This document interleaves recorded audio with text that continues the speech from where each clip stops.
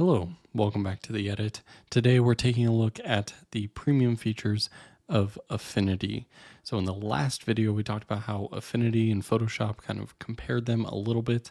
And today I really want to dive into just some of the benefits of these Canva AI premium features inside of Affinity. We're going to be taking a look at this adorable face. Yes, that is me. We're going to be taking this black and white photo and trying to add color to it. We're going to be seeing how good the selection tools are, as well as playing around with some relighting effects. But first, I'm really curious to how this super resolution feature works. And so we're going to make sure we're on Canva AI. We have our photo selected here. And you can see there's just, this is like a scan, which then turned into a JPEG, which then got copied and copied and copied, I'm sure.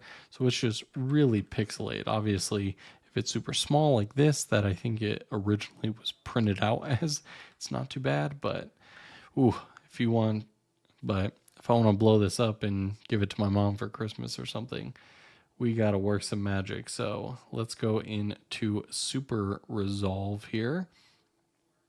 And hopefully this will perform some magic. It did. Whoa.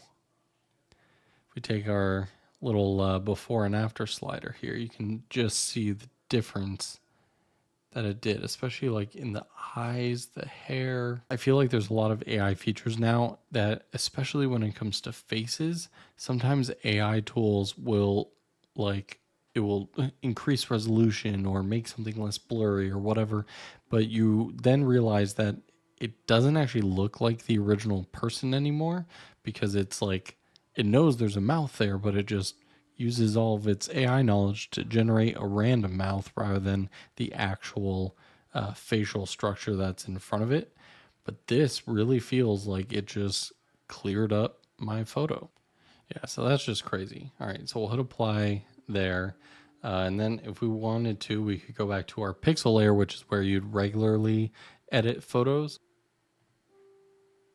And now we could take the in-painting brush and basically just go in and like clean up all the little like scratches from the photo scan. And obviously this would take a little bit of time, but that's pretty amazing results for super resolution. This was a pretty pixelated and messed up image, so I'm pretty stoked with those results. All right, so let's go to this one, because this one I just have a hard time believing. I've heard of people colorizing photos, but usually it's done manually, because like us as humans can look at this and basically guess like, okay, this looks like a wedding photo. Her dress is probably white. His suit is probably black, maybe a deep blue or something, white shirt. We can tell based on tonality that these are two like Caucasian people. And so we loosely can guess what their skin color should be. And I actually do have a color version of this image open. So after we colorize it, we can compare and see if they're close. But we're going to go over to our AI tools, Colorize tool, and let's see what happens here. Interesting. Okay. It tried things. We have a little slider here for basically color temperature and saturation. Okay. Let's take a look. This is the source photo essentially. This is the colored version. It's color graded, so it's got some style to it, but you can see what the regular colors were like, and that's where we're at now. I'm curious, like if we just select her and if we hit colorize, will that just affect her? It does. But yeah, you basically have to go through every layer and mask it. So that is definitely not a one-click tool. There's just one sample, but maybe it works better. But I feel like I gave it a pretty easy black and white image to decipher.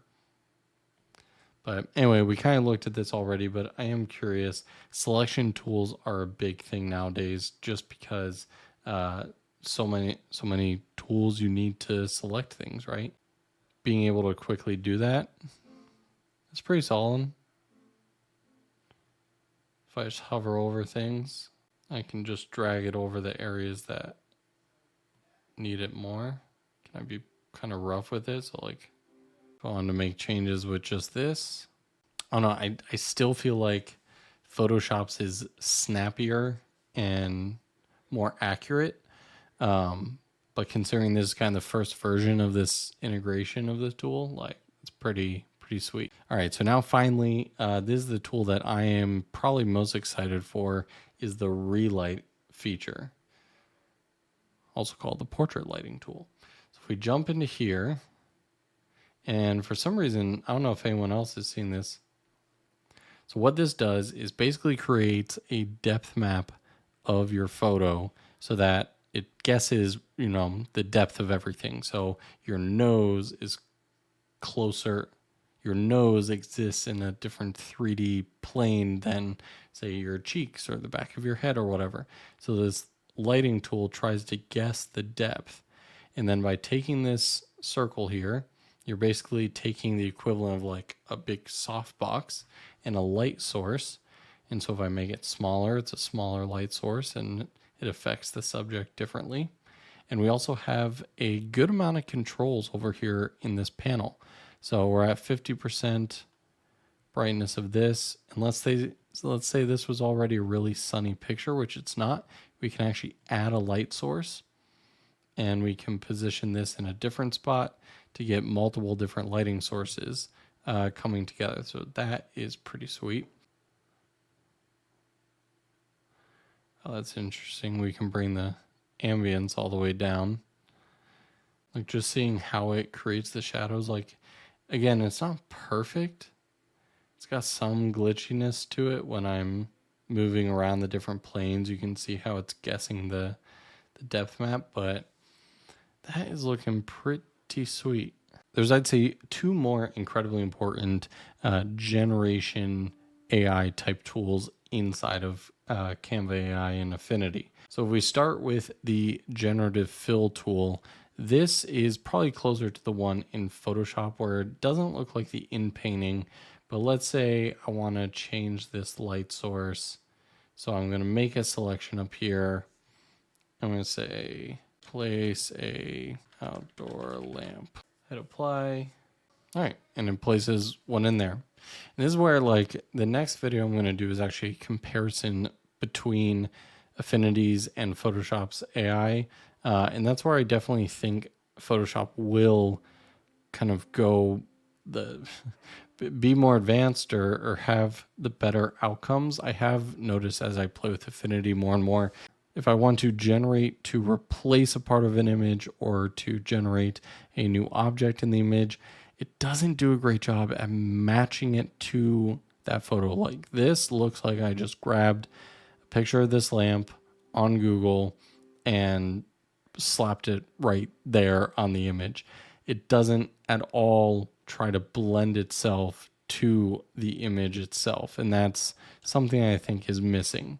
But however, the generative edit tool, this I find very interesting. Rather than just a little spot that you want to replace something, this is where you can make a image-wide change by typing out an edit. So for example, one of the options it literally says in the box is make it winter.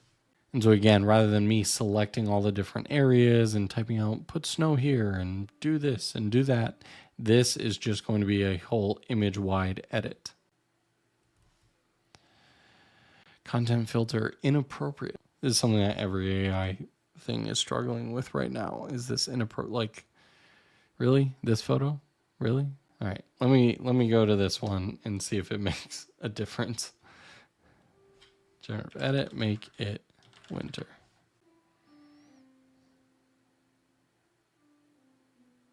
All right, I mean, it definitely made it winter.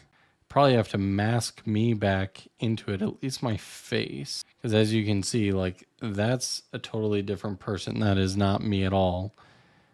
It matched, like, my haircut. It's creepy. Like, it's close, but it's not me. That's what I was talking about before of, like, AI tools and faces. It'll get close, but, like, oh, that's not me. And never mind the crazy gibberish tattoo that I replaced with on the bottom. Like that's all pretty close, and it has elements of snow on. There's some snow on the cabling right here. There's looks like some snow that is partially melted, which is realistic on the metal. Like it's pretty cool. I would probably take the time to cut out this head, put my head back in, and just have to match lighting. So let's take a look at all the different Canva AI tools. Again, I think they have a ways to go with the majority of these tools to catch up to Photoshop's. But it's amazing that this program is free as a core functionality. And then if you need these AI features, 15 bucks a month that you can cancel anytime. They don't lock you into like a year-long contract like Adobe does. And so yeah, I'm excited to see where these AI models get trained and hopefully get better over time. For right now, I'd say anyone in the novice to intermediate level could play around, test out, see if it works for them.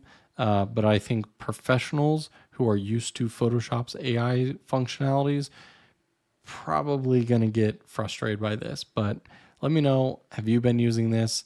Have you found different results than me? Let me know in the comments below. I'll see you guys in the next one.